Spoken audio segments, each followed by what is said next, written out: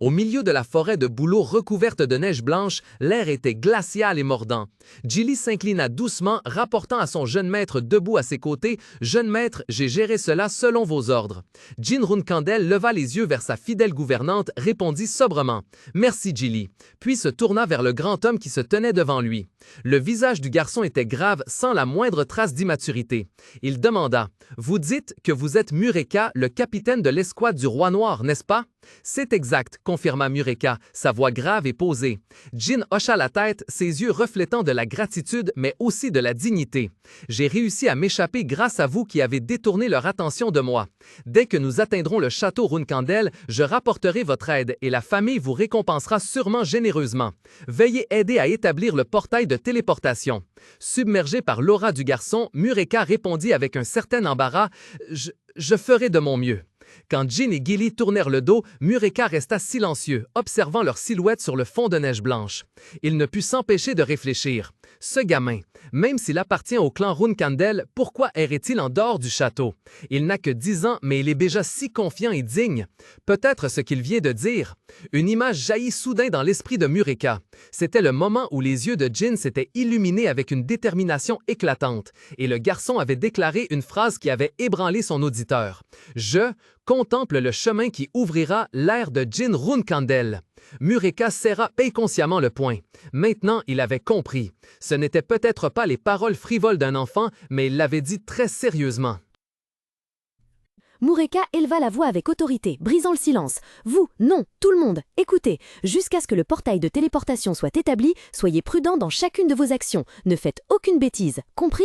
Ces soldats commencèrent à murmurer, perplexes et mécontents. « Quoi, capitaine, quel ordre absurde est cela? Depuis quand devons-nous nous soucier de choses pareilles? Taisez-vous et obéissez-moi » Mureka gronda, coupant court à toute plainte. Gilly, la main douce agrippant celle de Jin, s'approcha. « Capitaine Mureka, je crois que nous pouvons partir maintenant. »« C'est bon !» répondit Mureka, puis se tourna vers son équipe. « Alors, en route !» Il serra son poing ganté d'acier, les yeux empreints de détermination, tandis que le groupe commençait à traverser la terre enneigée et glaciale. Alors qu'il longeait une haute crête venteuse, Mureka jeta un regard inquiet en arrière. Est-ce que laisser ces imposteurs seuls est une bonne idée? Gilly continuait de marcher calmement, sa voix aussi froide que le vent glacial qui fouettait leur visage. Ce n'est rien. Qu'ils soient retrouvés vivants ou morts, ils seront un bon exemple pour leurs semblables. Au fond de l'abîme, une ombre gisait immobile sur la neige, une mare de sang sombre s'étalant autour d'elle. Jin leva les yeux vers sa gouvernante, son jeune visage révélant un air sérieux. Gilly a fait du bon travail. Merci. Gilly sourit, son regard plus doux en observant le garçon. Ah, ils ont signalé que dans environ 2 heures, nous attendrons un village. Jin répondit. Ah oui, nous devrons probablement attendre là-bas que la neige cesse. Sous le ciel nocturne glacial, des flocons de neige légers tombaient dans l'espace silencieux. Jin appela soudainement « Gilly !» Oui, Gilly se retourna, son regard légèrement surpris. Jin regarda la nourrice avec embarras et la rassura. « Ne t'inquiète pas pour l'escorte, ce n'est pas ta faute. Même Khan, un chevalier 9 étoiles, n'a pas réalisé ce qui se passait. Il serait encore plus difficile pour toi, une guerrière 7 étoiles, de percevoir quoi que ce soit d'anormal. Ce n'est pas non plus un problème si je dis à un chevalier de la garde quoi faire. » En entendant les mots de Jin, Gilly baissa la tête, se détourna et répondit doucement « Je suis désolé. » En regardant son dos, Jin pensa « Gilly est toujours la même. » Les souvenirs de sa vie antérieure affluirent soudainement dans son esprit. Dans la somptueuse mais froide chambre du clan Runkandel, le destin d'une nourrice était toujours lié à l'enfant dont elle avait la charge. Dans sa vie antérieure, Gilly avait été sa nourrice. Parce qu'il était un incapable, méprisé et dédaigné par tous, elle avait dû partager ce même sort amer. Pourtant, Jin se souvenait profondément que Gilly ne l'avait jamais blâmé pour cela. Le souvenir de son bannissement du clan Runkandel envahit à nouveau l'esprit de Jin. Au milieu de la cour lugubre du château, sous les flocons de neige qui tombaient, le jeune Jin était agenouillé sur la pierre froide, la tête baissée dans le désespoir. Gilly, sa nounou qu'il avait élevée depuis l'enfance, avait aussi été bannie avec lui. Elle se tenait là, les mains serrées l'une contre l'autre d'inquiétude, puis s'inclina profondément, la voix brisée par le regret. « Jeune maître, je suis désolée de ne pas avoir pu mieux vous servir. » Gilly l'ayant toujours traitée ainsi, Jin n'avait jamais voulu être dur avec elle. Mais le présent était différent. Cette vie n'était plus comme la précédente. Il avait besoin que Gilly devienne plus forte et plus déterminée. Gilly serra les poings, inclina la tête, la voix pleine de remords. « Jeune maître, je suis prête à accepter toute punition pour ce qui s'est passé. » Jin l'interrompit brusquement, sa voix devenant ferme et autoritaire. « Ne vous blâmez plus, c'est mon ordre pour vous, Gilly. Si vous êtes ma nounou, vous êtes aussi le seul chevalier gardien que j'ai. Si vous laissez de telles futilités vous troubler, cela posera problème plus tard lorsque vous m'escorterez. » Gilly releva la tête d'un coup sec, les yeux grands ouverts d'étonnement face aux paroles du jeune maître. Elle ne put que laisser échapper un « Ah !» dans sa stupeur. Jin se retourna et partit, sa petite silhouette dégageant une détermination inhabituelle au milieu du paysage montagneux glacial. Il ne regarda pas en arrière, se contentant de lancer une dernière phrase, décisive et puissante. « Donc, ne me faites plus jamais répéter ces choses, compris ?» Au milieu du vaste paysage de montagnes enneigées, Gilly leva les yeux vers son jeune maître, les yeux brillants de détermination.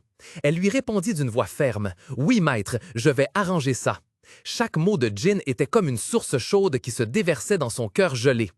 Gilly pensa en elle-même que son jeune maître se souciait d'elle à ce point. Tout ce qu'il disait était pour elle. Elle devait donc se ressaisir, devenir plus forte, afin que personne ne puisse blesser son jeune maître à nouveau. Avec cette pensée, Gilly serra les poings, ses joues légèrement gonflées dans une expression à la fois adorable et résolue. « Maître, je ferai de mon mieux. » Jin l'observa silencieusement, un sentiment de soulagement se glissant en lui. Quelle chance! Il semble qu'elle ait retrouvé sa joie. Bientôt, le groupe arriva dans une petite ville et trouva une auberge chaleureuse, dont la porte en bois s'ouvrit pour les accueillir, les abritant du froid glacial extérieur. Une femme souriante s'exclama « Bienvenue, mes chers clients! » Le chevalier aux cheveux roux qui les accompagnait s'approcha du comptoir, répondant à l'aubergiste « 2 chambres, s'il vous plaît. » Pendant ce temps, Jin se tenait derrière, son regard perçant ne quittant pas les gens autour de lui. Il était plongé dans ses pensées concernant les faux chevaliers gardes qu'ils avaient rencontrés. Ça, et aussi ce groupe de faux chevaliers gardes, si je devine bien, il est fort probable que cette personne soit impliquée. Au même moment, dans un lieu sombre et lointain, des filaments d'énergie rouge sang s'entremêlaient comme une toile d'araignée géante. Au centre de cet espace maléfique se trouvait un homme imposant, au dos musclé, le transfigureur Bubar Gaston. La transfiguration était un type de magie dans lequel les dragons excellaient. Une ombre géante en forme de dragon s'enroula, puis se réduisit progressivement pour prendre la forme d'un petit chat noir élégant.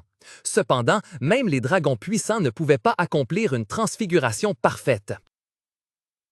Dans la mémoire de Jin, Bubar était une existence particulière, le seul capable de réaliser la transformation parfaite. Il avait utilisé ce pouvoir pour commettre d'innombrables crimes de transformation, semant le chaos à travers le monde. Adossé à la porte en bois, Jin restait pensif, le visage empreint d'inquiétude. Il se dit « Si Bubar est bien lié à cela, alors tout est devenu extrêmement complexe. Bien qu'il n'ait qu'encore rien causé de grave, dans ma vie précédente, quand j'avais 20 ans, la division spéciale de Beaumont l'avait arrêté. » Jin s'affala au bord du lit, l'esprit encore obnubilé par ses calculs. Il envisageait le potentiel de Bubar. Si je pouvais en faire un allié, il serait très utile. Mais la prudence s'éleva en lui. Mais je n'ai aucune raison de recruter quelqu'un qui m'a pointé une épée. La décision finale n'était pas encore prise. Jin se frotta légèrement la tempe, le regard empli de détermination. Avant que Bubar ne cause plus de problème, je dois vérifier si quelque chose a changé par rapport à ma vie antérieure. Il bâilla légèrement, la fatigue d'une longue journée le rattrapa enfin. Voyant son jeune maître apparemment installé, Gilly sourit chaleureusement. « Monseigneur, je vais aller monter la garde maintenant. » À peine s'était-elle retournée que Gilly vit Jin s'être déjà endormi. « Maître ?» Sur le grand lit, Jin dormait profondément, ses vêtements encore intacts. Gilly s'approcha, un sourire doux et affectueux éclairant son visage tandis qu'elle contemplait le visage endormi de son maître. « Oh mon Dieu !» pensa-t-elle. Soudain, de quelque part, de faibles « miaou, miaou » résonnèrent, la queue d'un chat noir pur ondulant doucement. Les miaulements devinrent de plus en plus forts, plus persistants, finissant par briser le sommeil de Jin. Il remua légèrement, marmonnant dans son état de somnolence. « Trop bruyant. » La lumière du soleil filtrant par la fenêtre fit cligner Jin des yeux, puis il s'assit lentement, frottant ses yeux de ses mains. « Ah, je me suis endormi. » Il s'étira avec délectation, son corps craquant. Même après m'être entraîné d'innombrables fois au château des tempêtes, ce corps de 10 ans est encore trop fatigué. Mais quel est ce bruit? La curiosité de Jin le fit tourner les yeux vers la fenêtre, d'où provenait le son étrange. Il demanda, perplexe, « Et ?» Ce qui frappa ses yeux fut un chat noir pressé contre la vitre, ses grands yeux ronds le fixant et miaulant. Jin était complètement déconcerté. Il observa attentivement la petite créature devant lui, puis une étincelle de reconnaissance jaillit dans son esprit. Ses yeux s'écarquillèrent, son expression passant de la surprise à l'étonnement extrême alors qu'une incroyable supposition émergeait.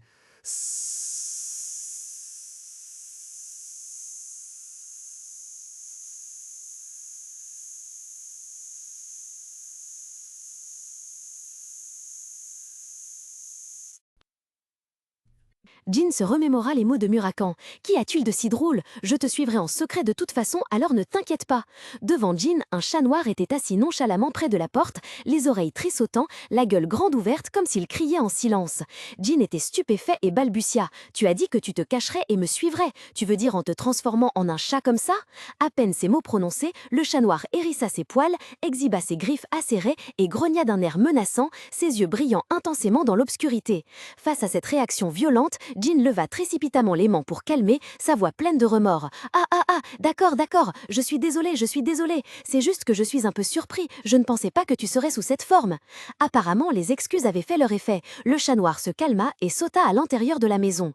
Jin dit « Je pensais que tu te déguiserais en l'un de mes serviteurs, comme un cocher ou quelque chose du genre. » En entendant cela, le chat noir s'immobilisa immédiatement, une aura sombre et menaçante commençant à émaner de son corps. Dans un boom retentissant, le chat disparut, remplacé par Murakan sous sa forme humaine, le visage empreint d'une aura meurtrière. Il hurla de rage. « Si je faisais ça, les chevaliers de ta famille me découvriraient immédiatement. Sais-tu à quel point j'ai eu du mal à suivre cette femme ?» Soudain, Murakan fit éclater une latte de plancher au visage, provoquant un grand bruit. La porte de la pièce s'ouvrit en grand avec un bam retentissant. Jilly se précipita, le visage paniqué. « Jeune maître, qu'est-ce qui se passe? » Devant elle se trouvait une scène étrange. Jin se tenait là, l'air un peu gêné, tandis qu'un homme inconnu aux cheveux noirs en bataille était agenouillé au sol, les mains sur la tête comme s'il souffrait. Immédiatement, l'inquiétude de Jilly se transforma en fureur extrême. Une aura bleue terrifiante éclata violemment autour d'elle et en un éclair, Jilly fit jaillir 2 griffes d'acier aiguisées. Jilly se jeta, saisissant le col de l'homme inconnu. Ses yeux brillaient d'un rouge meurtrier. Elle rugit. « Toi, comment oses-tu toucher le jeune maître? Dis-moi qui tu es avant que je ne te déchire en 1000 morceaux! » Voyant la situation devenir tendue, Jin s'écria paniqué. « Attends, Jilly, cette personne est... » Mais avant qu'il ne puisse finir, Murakan, livide de peur, se figea soudain. Une pensée lui traversa l'esprit. « Jilly? C'est Jilly? » La terreur disparut instantanément, remplacée par une expression extatique incroyable. Ses joues rougirent, ses yeux brillaient d'un amour fou. Il tendit doucement la main vers Jilly. « Oh, mon gâteau aux fraises !» murmura Murakan d'une voix douce. « Je t'ai enfin rencontré. J'attendais ce jour avec impatience. » Jilly s'immobilisa, sa colère s'envola complètement, ne laissant qu'une extrême perplexité. « Gâteau aux fraises? » L'atmosphère dans la pièce devint soudainement incroyablement étrange. Debout à l'arrière, Jin ne put que se couvrir le visage de sa main, une pensée désespérée résonnant dans son esprit. « C'est fichu. »